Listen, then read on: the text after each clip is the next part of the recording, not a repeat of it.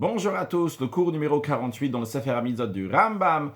Vu que ceux qui étudient les 3 chapitres étudient les lois de Hérouvin, le Hérouv, qui est un commandement des Rabbanan, des sages, mais qui est lié avec la notion de Shabbat, c'est la raison pour laquelle que nous qui étudions le Sefer HaMitzvot, nous allons revenir sur un commandement que nous avons étudié il y a quelques jours, c'est le commandement négatif numéro 320, l'interdiction de travailler Shabbat, comme la Torah dit, l'otas et kol melacha, tu ne feras aucun travail.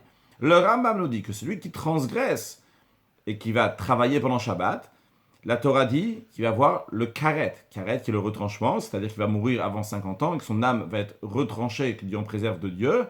Il a le retranchement si le juge n'est pas au courant, c'est-à-dire qu'il n'y a pas eu de témoin, il n'a pas été averti avant, etc. Mais lui était conscient qu'il était en train de faire quelque chose qui était interdit et il a travaillé, il a fait un des 39 travaux qui sont interdits pendant le Shabbat.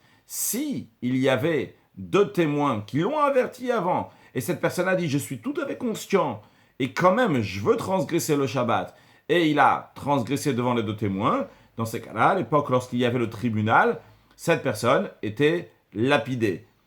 Si cette personne a transgressé le Shabbat par inadvertance, par inconscience, il ne savait pas que c'était Shabbat, ou il ne savait pas que c'était interdit pendant Shabbat, dans ces cas-là, il doit amener un sacrifice expiatoire, ce qu'on appelle un khatat kvoua, un sacrifice expiatoire, donc il va lui pardonner et qui est fixe. Quand on dit il est fixe, ça veut dire que ce n'est pas en fonction de ses moyens, s'il est plus riche ou s'il est plus pauvre, il amène plus ou il amène moins. Ça, c'est toujours le même sacrifice, donc ce qu'on appelle un khatat kvoua, qui est fixe. À noter, en ce qui concerne le karet, le retranchement duquel on a parlé, le Admor Hazaken dans le Tanya explique pourquoi de nos jours, quelqu'un qui a transgressé certaines transgressions de la Torah et qui doit avoir le karet, il doit être retranché, mourir avant 50 ans. Pourtant, il ne meurt pas avant 50 ans, car ça a été dit uniquement à l'époque, lorsque les Juifs recevaient leur vitalité directement de la divinité, de la sainteté. Mais lorsqu'on est en exil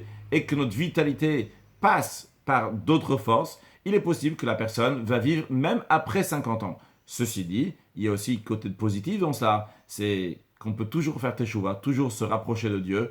Et la teshuva nous ramène la Géoula, la délivrance avec Mashiach. Now, excellente journée.